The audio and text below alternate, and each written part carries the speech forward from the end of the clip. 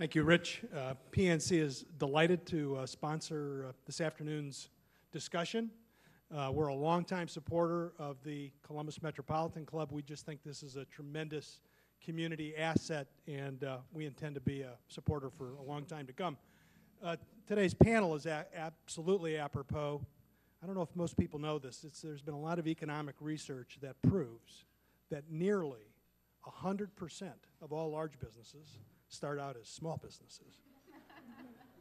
And at PNC, we love businesses of all sizes, but there are so many more small businesses that we get to show our love just more often. So we're glad to be here. Let me introduce Jay Hayden, who runs our Business Banking Services Group. Jay, who represents and calls on small businesses, and I have many of my colleagues from PNC here as well. If you could please stand up, and thank you all for coming.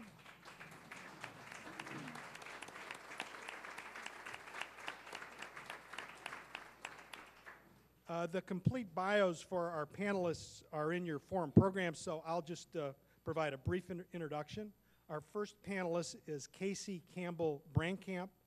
She is the retail recruiter for Columbus Crossroads Special Improvement District, where she works diligently to encourage businesses to locate in the downtown area. Please welcome Casey Campbell Brankamp.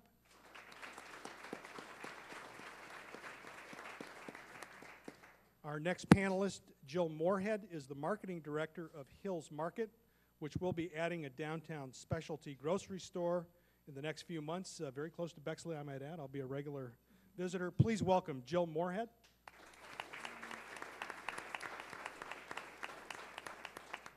Next, we have Charity Martin Villa, the president of the popular Urban Spirit Gallery and Coffee Shop on East Long Street in the King Lincoln District. Please welcome Charity Martin Villa. And our moderator this afternoon is Walker Evans, the founder of online resources Columbus Underground, and more recently, the Metropreneur. And I will direct you both to those websites if you haven't checked those publications out. Welcome, Walker Evans.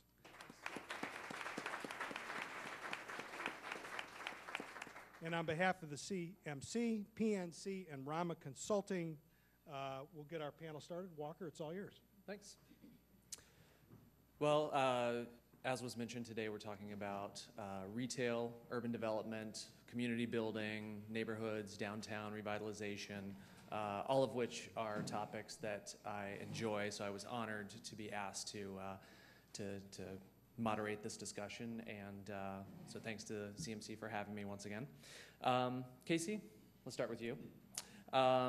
A lot of times when people say the words retail and downtown, the thing that comes to mind is the City Center Mall, which is no longer around. A lot of people are now enjoying the public park space at Columbus Commons, but can you tell us a little bit about, over the past decade, how the closure of the City Center Mall has affected people's perceptions of downtown retail, and what that has meant to other adjacent retailers around that area? So the demise of City Center left a very negative impression of downtown's retail health and downtown in general, because it was the community's beloved shopping destination. Also due to the fact that the mall died a long, slow, and very public death, everyone knew that this was happening. So what we saw was a combination of factors that led to the mall closing, but perhaps the biggest issue was the competition in the suburban malls that opened, with the opening of Tuttle, with the opening of Polaris, and then finally Easton, which represented the latest, greatest, newest model in retail shopping centers. City Center couldn't compete with these new centers that opened. And so what started to happen was that the street level retail that was in downtown started to expand to the mall, open in the mall, and so to keep City Center alive and going. So then when the mall eventually collapsed and closed in 2009, it had taken all of the street level retail with it. And so what we were left with was a huge void of retail goods and services in downtown, not only with the mall closing, but a lot of these other street level storefronts that had relocated into the mall. And so what was interesting is that the population hadn't gone anywhere. The consumers were all still in downtown without any places to spend their money. And in fact, we had seen each of these segments of the consumer markets in downtown increase. The residential population has continued to grow each year since 2002. And as I'm sure you're all aware, many new apartment units are proposed in the coming years for downtown, so that continues to add to the growth. The student population in downtown, I think, is often an overlooked population. There are almost 40,000 college students that attend the universities and colleges on the eastern side of downtown. And in recent years, enrollment has really picked up at those locations. And if you think and walk in your mind's eye on the eastern side of downtown, there aren't a lot of amenities to serve that large population that's over there. So I think Hills has found a strategic location in the downtown. So visitor population continued to be strong and a steady workforce as well. So all of these consumers and no places to shop. So what we saw as a result was really the low-hanging fruit retail respond to the market. And that was primarily initially food operators that were responding to the daytime population. So we've seen the lunchtime segment of the retail sector respond and grow quite significantly since the closing of City Center, almost to the point of saturation, as some would argue, in select areas in downtown. And on the non-food side, that's been a little bit slower to recover and to respond to the retail demand. But that's what I'm here for, and that's what my job is focused on, is bringing new business to the downtown area. And then I'll also add that the growth that we've seen has been primarily independently owned and locally owned businesses. We saw the chains all leave downtown with the closing of City Center, and we most likely won't see a lot of chain retail in the foreseeable future expand back to downtown. It's mostly these independently owned and locally owned businesses. There'll be some exceptions to that, probably with some of the new developments. For example, the Carter development at Columbus Commons will most likely see some of the retail storefronts populated with chain retail, but most likely we'll be seeing independents restore the retail sector. Casey, you mentioned the location for the Hills Market being sort of at the epicenter of the universities, the colleges, Columbus State, CCAD, Franklin, in that area. Joe, why is that location the right fit for the Hills Market, and why is 2012 the right year to launch this new operation? I'd say there's probably about 3 reasons. First off, it's an underserved area. The owner of the Hills Market is Foodworks, and we specialize in having markets in underserved areas. So we have a market in Marengo, Ohio, the only grocery store in Marengo. We have a market in the Linden area, the Hudson Street Market. We have the Hills Market and the Hills Market downtown. So we definitely want to serve the population that's there. But there are also 3 markets for us. We have the students, which you've mentioned. We have people who work downtown, and then we have a growing community of people moving in into the apartments and condos. So it seemed like a perfect fit. Plus, I don't know if anyone's been around that building, but it's gorgeous. It's like a perfect building for a grocery store, so I'm really excited about that. As far as timing, there's a lot of growth. You guys are doing a lot of work in getting people and other businesses to come downtown. We've got a lot of different condos and apartments opening up, and then, you know, this wasn't planned, but with the bicentennial, moving downtown, it's just like perfect. It's not we won't forget it. You know, the downtown gets its grocery store in the 200th year. So nice. Charity, you opened Urban Spirit on a very cold day in February of 2008. In the years since then, there's been some changes in the neighborhood in the King Lincoln district on East Long Street. What's been your experience in kind of seeing the neighborhood evolve since you opened? Well, first of all, Walker, thanks for attending on that day. And, we appreciate that. Yes. And this was way before I met Walker, because he had a coffee meetup a soft coffee meetup there. And I said, who's this Walker guy on Columbus Underground? And so I appreciate you always supporting Urban Spirit and its endeavors in the neighborhood and also being a neighborhood resident. But one of the things I was talking to Casey about it earlier was we've seen a lot of change on the Near East Side, in particular the King Lincoln District. But one of the things that sticks out to me most is a lot of the architectural changes.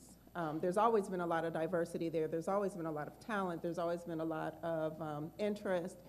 There are some things we need to do to harness that, I think, in a way that we can push that synergy in one direction. But something that sticks out to me most is I remember starting it, and right next to me was a structure, and then directly across the street adjacent to me was another structure that was boarded up, and then a few lots down there were a few other structures that were boarded up and different interesting things happening. But in the midst of that, over the course of 5 years, many of those structures have been torn down, and there are just empty lots, just empty grass lots. And so it's one of those things of little treasures that pop up, and then you drive down a few more blocks, and oh, there's another building, and a few more blocks, and another building.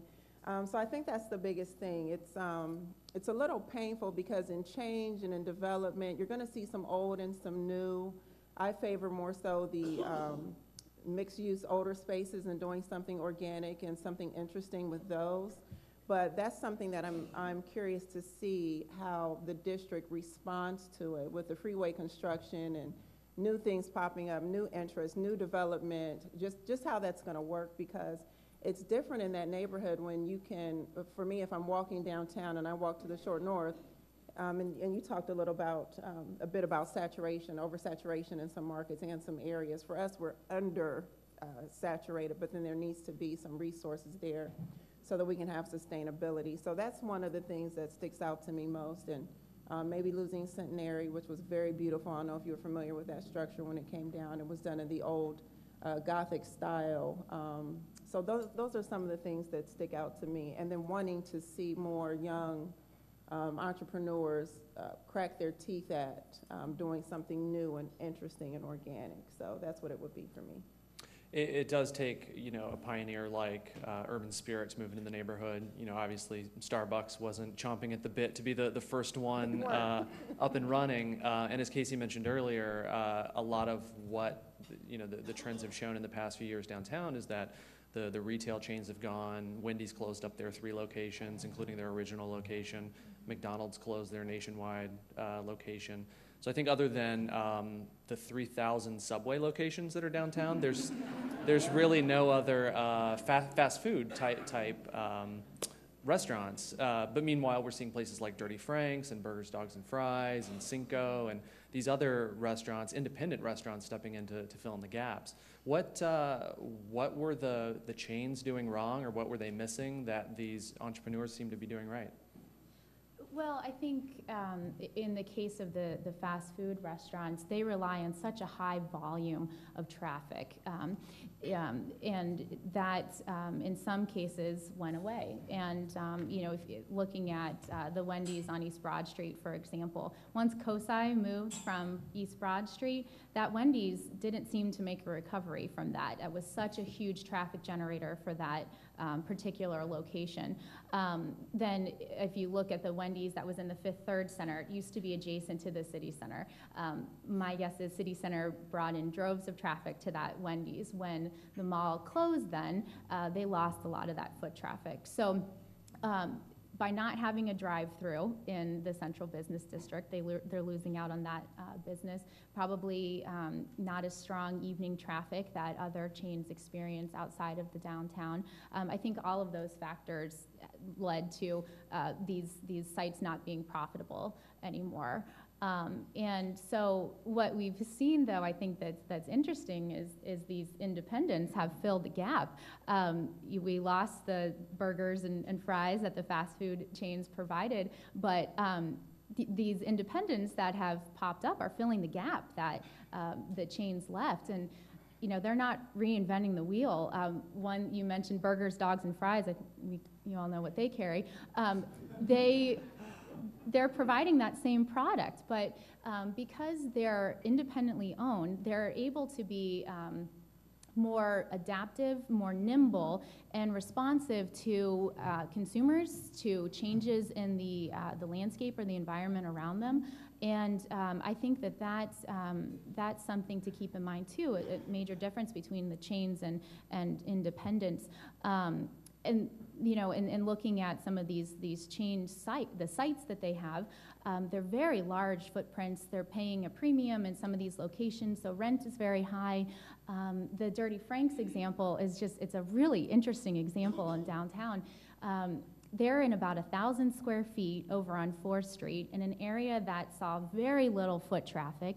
There's no employment center over there, yet they are packed on a daily basis, and even you go at 4 o'clock on a Sunday, and it's still a line out the door. So what Elizabeth Lessner in that case has done is created this experience that you can't get anywhere else, and you can't replicate at a chain store. And I think that's something that we're seeing too. Local stores have a distinct advantage over chain retail in many cases by providing that customer service, that unique experience, and I think that's a factor too. But with the chains leaving the ones that you mentioned, I think in many cases in downtown, each site has a different set of circumstances that affects the profitability of the business. Speaking. To add to that. Oh, yeah, go ahead. Local businesses, we can make decisions at the micro level. So when you have a chain, you've got decisions made sometimes not even in the state. So, you know, if a customer comes up, you can make, a manager can make a decision immediately if sales are down for a day because of something that corporate didn't know about. You know, decisions can be made like right there. Yeah, so. Well, speaking about that adaptability and flexibility, I know the Hills Market sent out a pretty extensive survey to get ahead of that curve and find out what your different customer sectors and customer bases want from the store, what type of products they want to see carried, what types of services they want to see in the store. Can you share with us a little bit about what sort of findings you got out of that study, and maybe if there was any surprises that you found in the survey? Sure.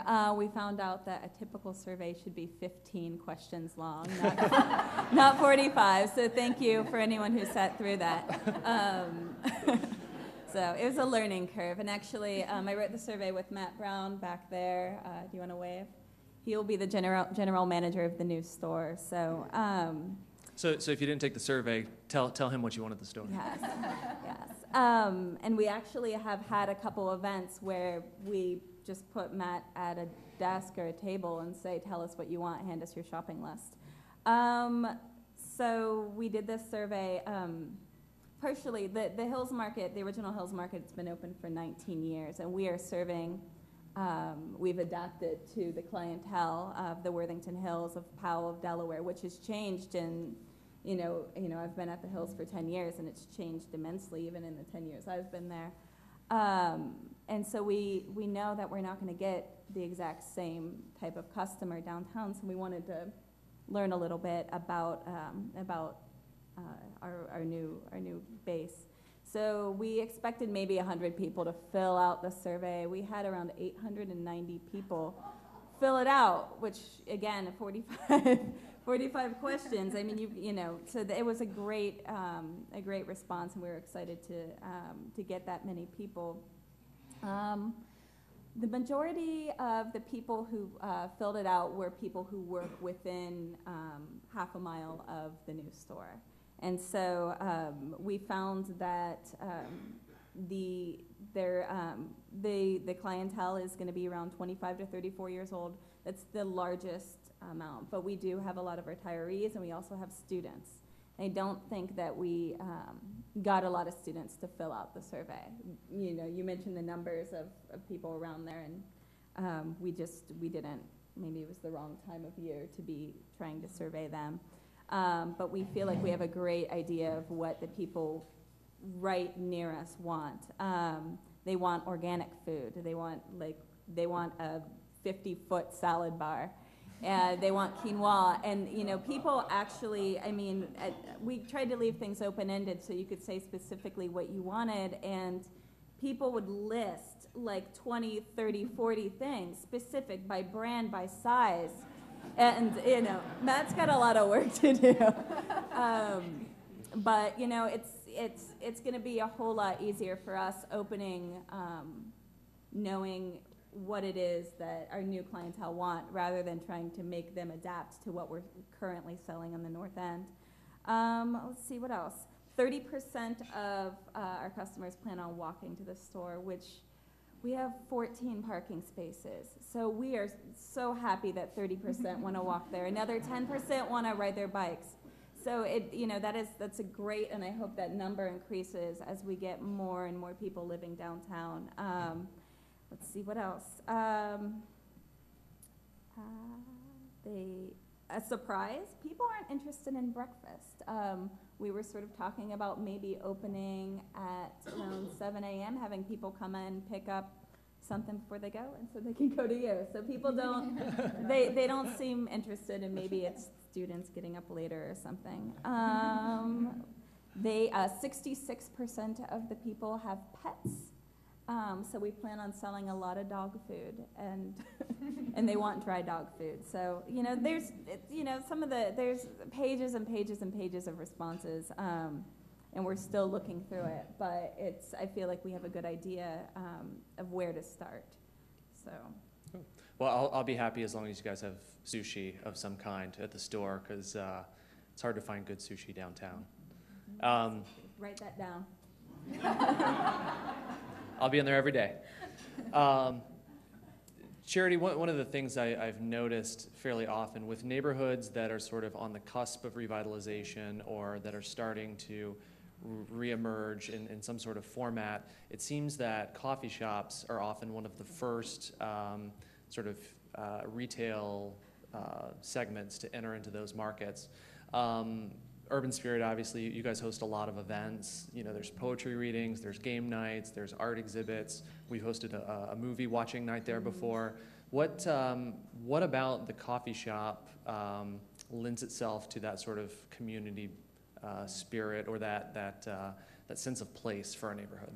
Sure. I think coffee shops are a great attempt, because essentially people need somewhere to gather and to discuss new ideas and to share, to build memories. And so if a neighborhood is, because where I'm located, there are a lot of original residents to the neighborhood, where grandmother has lived there, great-grandmother has lived there, the whole thing. But I think that it works because people need a place to gather.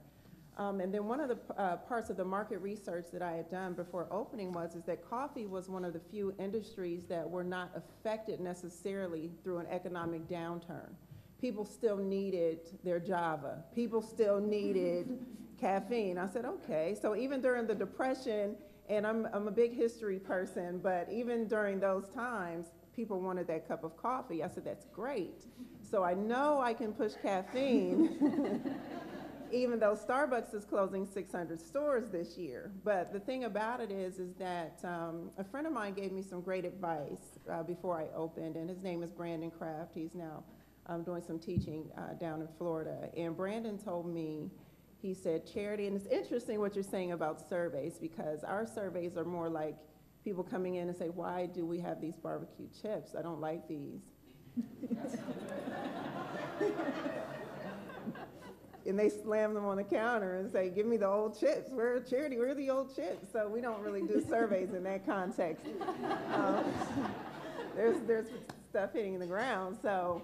But, 45 questions about chips. Exactly. They say, give us these chips. But one of the things Brandon told me was, he advised me to look at a book. It's called The Power of Cult Branding. And I don't know if you're familiar with that book. And in The Power of Cult Branding, he said, Charity, one of the greatest things that you can do is identify the type of person that you want. And whereas, rather than, and we're in different types of businesses and different types of clientele per se, he said, you must, because this neighborhood is still trying to redefine itself during these changes, you have to, out the gate, win or lose, decide what type of business you want to be.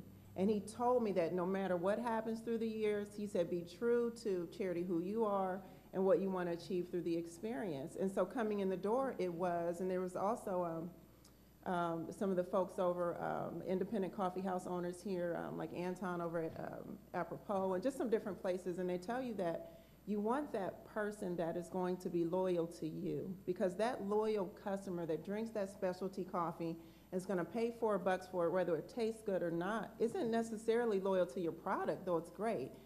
They're loyal to you because it's something that they believe in what you're doing.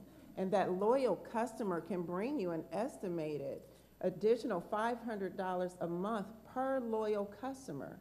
And then they tell their friends. So it's not necessarily about the quantity of the people you see through the door, because for me, I may only see 50 customers in a day, or maybe 20, and because of the freeway, maybe 10.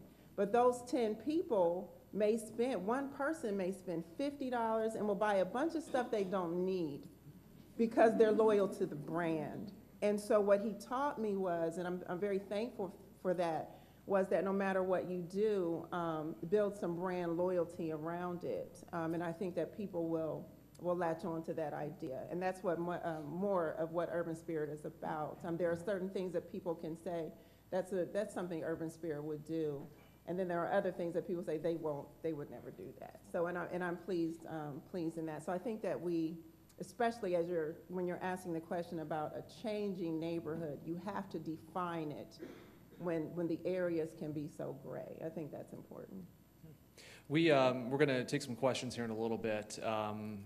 So get ready. There's a microphone there that we'll call you up to here in a second. One sort of last question for Casey.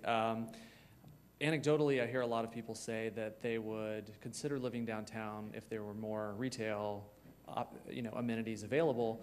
And I hear business owners say that they consider opening a business downtown if there were more people that live there. So which one of these is the chicken and which is the egg, and which one needs to come first? Yeah, good question. Well, the saying goes, retail follows rooftops. However, I would argue that tends to be more of a chain mentality in looking at your trade area for a site. The unique thing about downtown that doesn't exist anywhere else in the region are the overlapping consumer markets. So in downtown, you have 100,000 office workers who come here each day. You have a visitor population of about 9 million throughout the year. That's coming both daytime and evening time for theater and shows and that sort of thing. Growing residential population plus really strong surrounding neighborhoods that adds another 65,000 residents to potential consumers in the downtown area, plus the student population that I already mentioned. So I think that with these overlapping consumer markets, that helps to make up for the fact that the residential population in the core of downtown might not be what some businesses require for site selection. And really, when you're looking at chain retail, there are very specific numbers that need to be met for an expansion to a site. Independents don't tend to have the same type of strict requirements. It's more about a feeling about a location, a really cool building, a neighborhood that you want to be a part of and that you want to invest in. And so I think that, it's an interesting question, but I think that in downtown you do have this compelling argument that with these different consumer markets all converging on one area, it makes a stronger case for retail as opposed to just looking at that residential number. But there's no doubt that with the 3,000 new apartment units that are proposed in the downtown area and adjacent neighborhoods, that will absolutely help the retail demand. Nice. Do we have any questions? I'm going to state here the Metropolitan Club always leaves time for questions from the audience. CMC records all of its forums for televised broadcast on ONN, streaming on CMC's website and the Columbus Metropolitan Library site. Please introduce yourself and ask your question. Yes, my name's John McKnight, and I'm a lifetime resident of Columbus and really enjoy a lot of the small independently owned businesses in the communities around the Columbus area. So kind of a two-part question to Charity and to Jill. So the big chains, a lot of them have left downtown. downtown is changing, thanks much in part to you guys, and you're going to create a value back to downtown, and the chains may want to come back down. Do you want them there? Do you want a Starbucks there, or another Kroger Giant Eagle store there? And then the second part of my question would be for Casey, can downtown survive without the big chains? I So, want to there. say, Thank you. and this is being filmed, right? But Yes, yes. The whole thing has been filmed the whole time. as an so. entrepreneur, that's great. We can say things, not be afraid about boss. But no, we don't want the change generally. As an independent business owner, you don't. Because what you find, and having also served some time on the Near East Area Commission, what happens is the larger chains, they come in because they see those same qualities that the independent business owner sees. You see the potential of it. And some of those, whether they be large pharmacies or drugstores or some of those things, they come in and they pull from that entity rather than doing a lot of giving back. They're not necessarily hiring within that neighborhood or that community, and they're not supporting some of the things like for example, I could call Crystal, who's got Leap of Faith, or I could call Al, who has Cut Above the Rest, and we can say, hey, there's a kid who needs something or some school supplies, or we're going to do this, and we can get it done, or we can come together. You don't necessarily see that when the larger chains come into play. So generally, I would say no, that's typically not a good thing, is to have chains re-enter the picture. And most of the time, they wait to see if you're going to survive and be successful, and then they come. You'll see a Cup of Joe, then you'll see a few blocks down a Starbucks, you'll see a Wendy's, a few blocks down, you'll see a McDonald's. One person tests the market, and then what they do is they come and say, well, they're being successful. Let's see what model they're using that is working. But I found that it's a very one-sided, imbalanced relationship. I believe in the power of sort of voting with your dollar, and I do believe that the people who are moving downtown and moving into your neighborhood, they do that. So the question is, do they want the chains? And from what I'm seeing and hearing, the answer is no. So, no, we don't want a Whole Foods downtown, but I don't think you guys do either, so. And then I'll take the last part of that question. That's an interesting one. From a retail planning and more of a theoretical approach, there does need to be both from a planning perspective. And I get this argument that the chain retail creates traffic. They're anchors in an area. It's the strip center concept. You've got a grocery store that brings the traffic on a daily basis. And then you have the smaller shops, the independent or local chain operators want to locate next to that traffic generator because they benefit from the proximity. And in fact, leases are structured that way where the anchor tenant doesn't pay the same rate that an independent might because of this traffic that the chain retail can bring. So in other cities that I've studied, there are a mix of chain operators and independents because the locals provide the flair and they provide the sense of place that the chains don't provide. But the chains are able to bring the traffic of people, pay for huge marketing and advertising campaigns that locals and independents can't afford. So I think that there can be both. Thanks. That was all a very nice political way of, Yeah. not offending anyone Gotta be with, political. yes, yeah. Right. Cool. Next question. George O'Donnell, CMC trustee.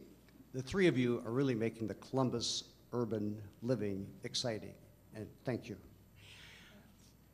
Charity and Jill, what I'd like to ask you to do, please, it's each of you because you could be retail ambassadors for Casey, is to think of 2 or 3 items, lines that she might feed a prospect, your challenges, your market study, and what you've done to create retail activity in your neighborhood and for the urban experience.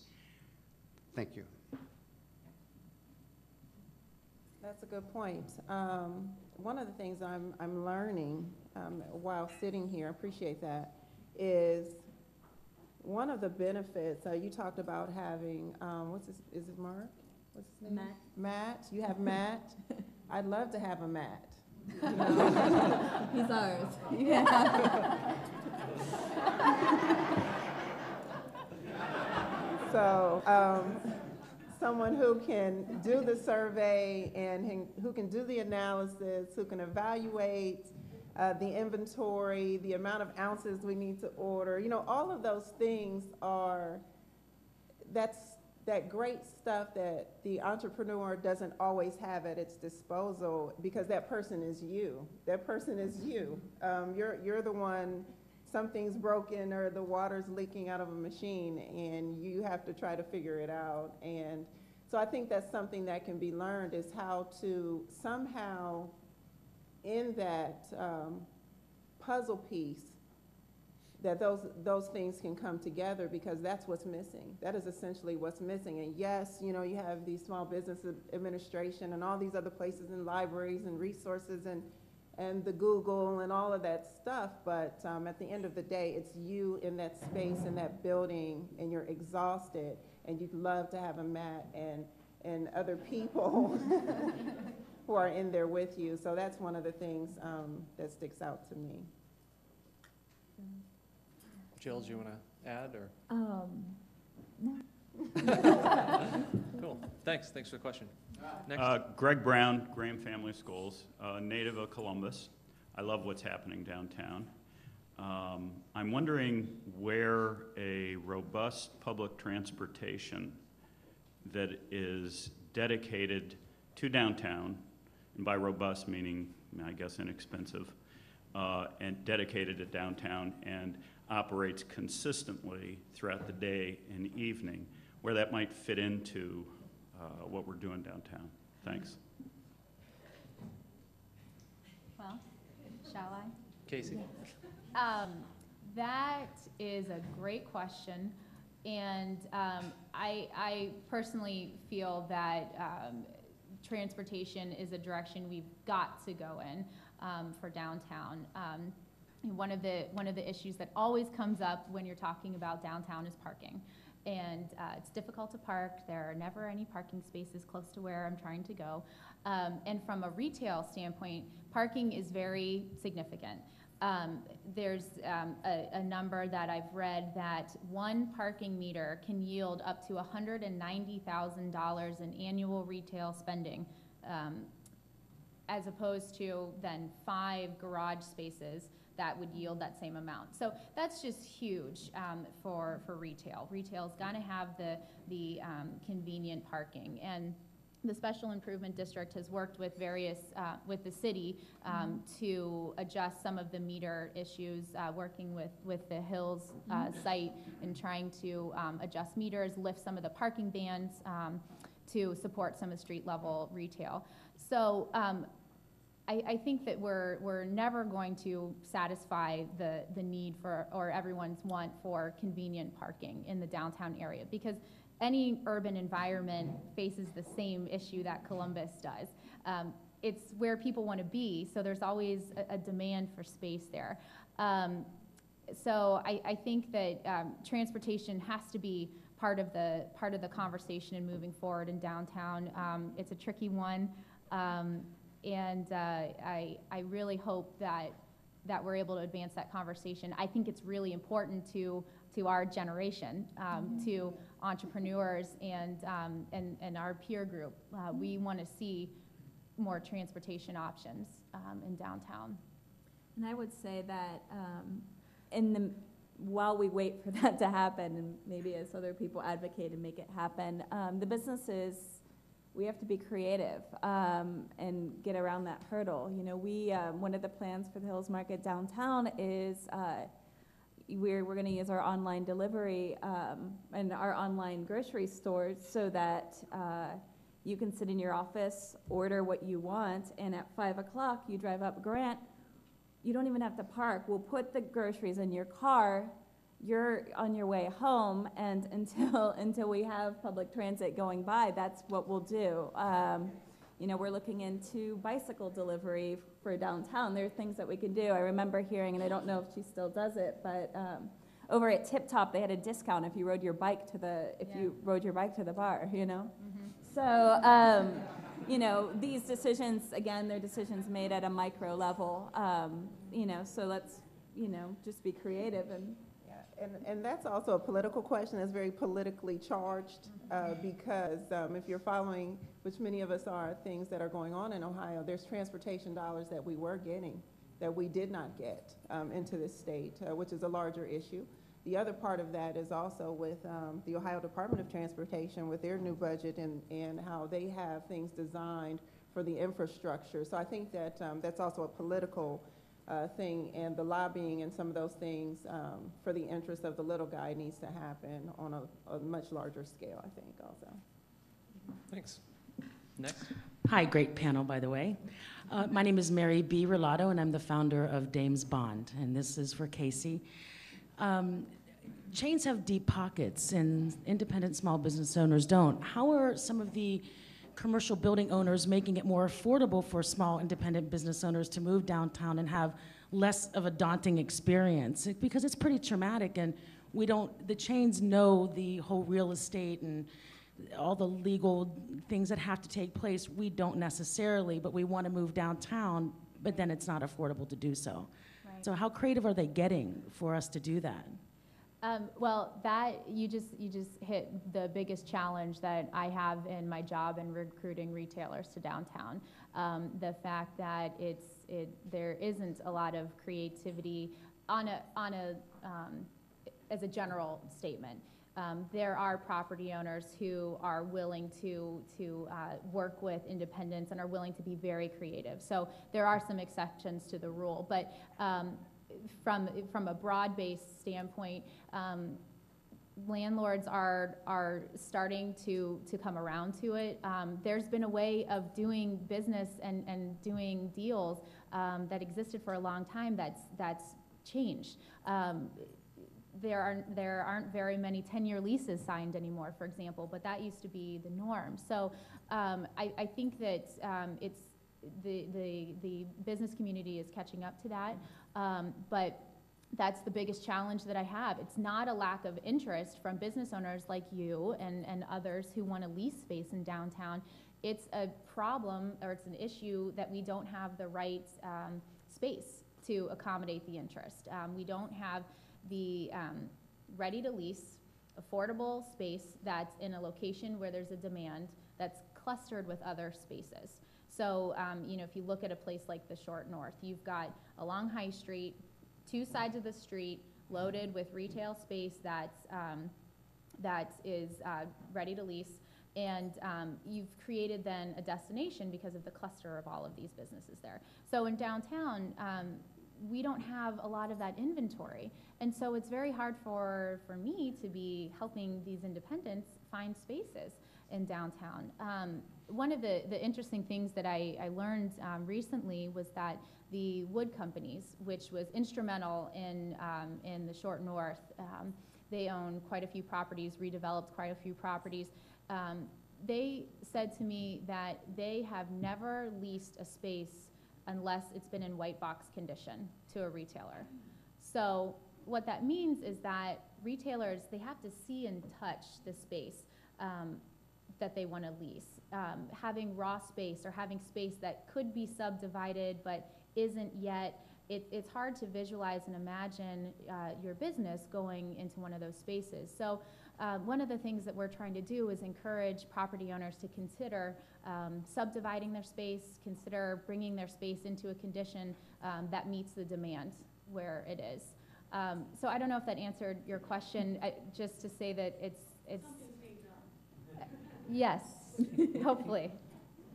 Cool. I think we have time for one more quick question. I'll hurry up. I'm kind of long-winded, so I'll make this really short. Okay. My name is Tanya Carmichael. My sister and I, Tina, my younger sister and I, Tina, we own a business-to-business consulting company, Clinton Consultants. And I think a lot of our clients are small business owners. So I think this question would be for KC, and I'm asking it because my sister didn't want to get up here and ask it. So hopefully, if I don't get it right, Tina, just come up here and say it. What would be a competitive advantage for some of the smaller business owners to relocate their businesses to downtown Columbus area? Give us some help in that area. I'm sorry, that are not retailers, because a lot of our small businesses, like for example, we're a consulting company, so we're not actually selling a product, we're selling a service. So, okay. See what I deal with every day? It was a team effort. Yeah, it sounds like you guys are a good team. Well, you know, I think that downtown, it's the center of the region. It's the most accessible point in the area. So from consumers coming to you, from being close to businesses, you're more likely to be closer to where your clients would be in the downtown area. You're in proximity to more amenities than you would be in other areas. Plus, I think there's also something that's not as tangible, but the energy that you get in the downtown doesn't exist in other parts of the city.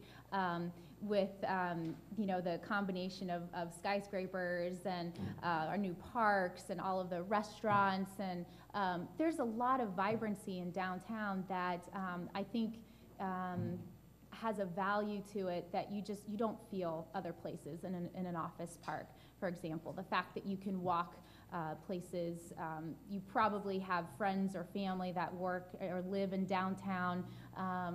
So it's this meeting place of different people and walks of life, and you know, I feel that it's unlike any place in the region, and it's the place to do business.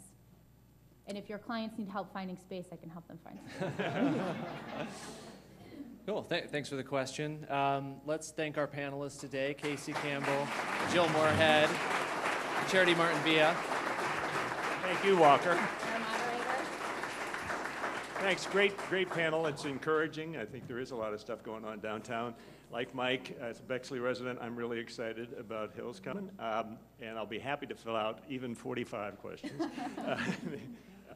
Good fish market, lots of cheese, wine selection.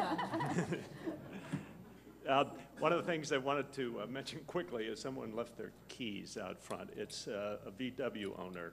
So if you think you better check, see if you got keys. Oh, it's you. Okay. Good. They're yours. I want to remind you about next week, the Leadership Legacy series featuring Rhett Reichert. Sign up for that. That'll be a lot of fun. Please come tomorrow evening. It'll be a great time. There's plenty of time to sign up for that. Again, it's at GBQ, and we're really grateful for them sharing their space and their food and their beverage. Also, I'd like to express our thanks to today's sponsor, PNC, for their support, and Rama as well. And thank you, panel, Walker, Mike. Thank you all. See you next week or tomorrow night. One more thing. There is a program. It's typed down. Here's what's going on tomorrow night. Grab a copy.